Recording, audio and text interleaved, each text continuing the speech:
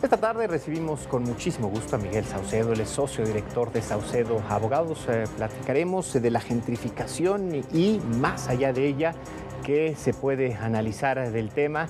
Miguel, gracias por estar aquí esta tarde. ¿Cómo estás? Alejandro. Gracias. Pues Miguel, hemos hablado ya a partir de la puesta en la mesa de este tema, de los problemas, de lo socialmente complejo que es el expulsar a los grupos originarios, pero hay más allá y quizás deberíamos de poner atención en, por ejemplo, qué implica también la plusvalía de las zonas que entran en esta dinámica y cómo buscarle los beneficios, ¿no? Claro. Fíjate que es una excelente pregunta la que haces. Todo el mundo ha hablado de lo malo de la gentrificación, pero si lo ponemos en una balanza, hay muchos elementos positivos que se han generado. Desarrollo económico de las zonas, plusvalía para los propietarios, mejores empleos para los mismos habitantes de las colonias y principalmente seguridad, infraestructura, mayor desarrollo socioeconómico del lugar. Entonces, sí genera una problemática porque evidentemente hay un desplazamiento de habitantes originarios. Sí. Pero vivimos en una metrópoli, y no nada más Ciudad de México, sino en las grandes tiene ciudades su propia dinámica, a ¿no? nivel mundial.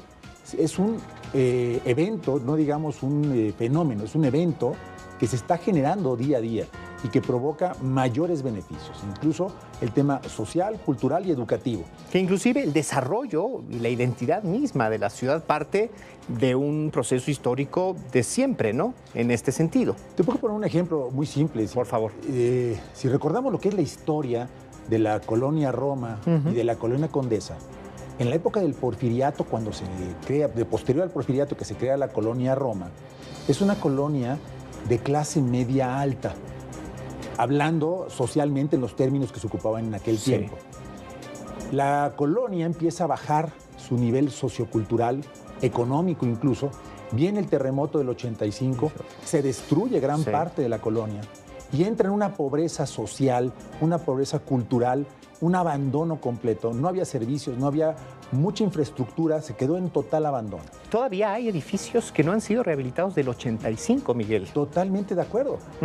Viene un bando 2 que emite cuando era jefe de gobierno, Andrés Manuel López Obrador, y provoca el detonamiento económico de la misma colonia Roma y de diversas colonias alrededor de la Ciudad de México, que provoca que hoy tengamos una colonia Roma, una colonia Condesa con mayor desarrollo sociocultural y evidentemente económico, que genera mayores y mejores empleos para los propios habitantes de la zona.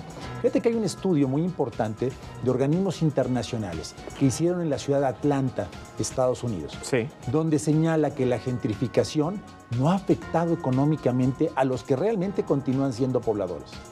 El que es poblador y que ha mantenido su ubicación de domicilio habitual en esas zonas de gentrificación, que ha crecido económicamente, han tenido mejores condiciones sociales, mayor esquema de seguridad y mejor beneficio salarial. Ahora, Miguel, algo que es muy importante, en esta dinámica ha sido muy fácil responsabilizar, por ejemplo, a los propietarios que creo tienen todo el derecho de buscar el mejor rédito para su propiedad, si le pueden sacar una mejor renta, comercializarla mejor si la van a vender, y a las autoridades no las han volteado a ver para que promuevan el desarrollo de las otras regiones de la misma manera que las zonas que naturalmente se gentrifican por X o Y razón, ¿no? Hoy tenemos un problema en la Ciudad de México y que abarca varios problemas alternos. Primer problema es, está frenada la construcción en la Ciudad de México. Llevamos más de 6 años, casi 7 años, que se frenó la construcción bajo el esquema de que toda obra nueva es una obra corrupta. Ese es el primer punto que ha frenado la construcción.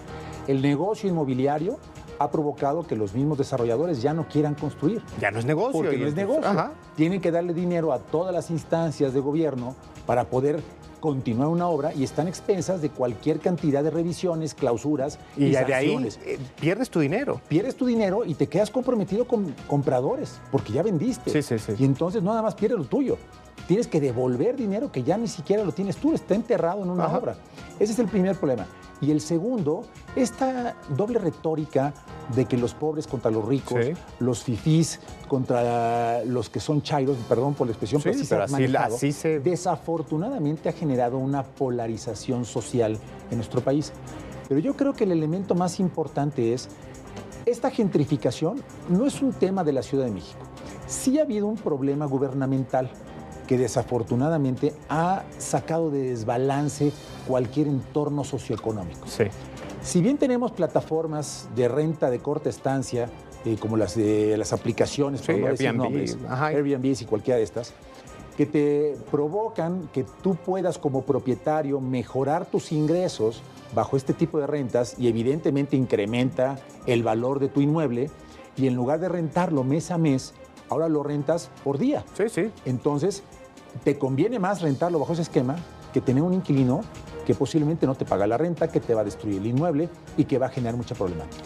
¿Qué han hecho otros países? ¿Qué han hecho otras grandes ciudades como en San Francisco o Nueva York? Sí. Han limitado el número de inmuebles. Bien. Tienes un padrón por manzanas. Ok. Entonces, en una manzana solamente puedes tener cierto número de propiedades que están bajo este esquema. Y tienes que esperarte a que una la cancelen para que uno pueda ingresar. Entonces, generas un equilibrio. Sí hay un grave error gubernamental por falta de regulación. La culpa, como bien lo dices, no es del dueño. Sí, claro. El dueño tiene su legítimo derecho sobre su propiedad. Pues Miguel, mucho que analizar. Ojalá y pronto podamos volver a platicar porque es una realidad que además, claro, le preocupa a quienes son víctimas, pero también hay que abordarlo de manera pues holística, de manera completa para entender todas las aristas. Muchísimas gracias. Con todo gusto y gracias a ti. Al contrario, esta es tu casa.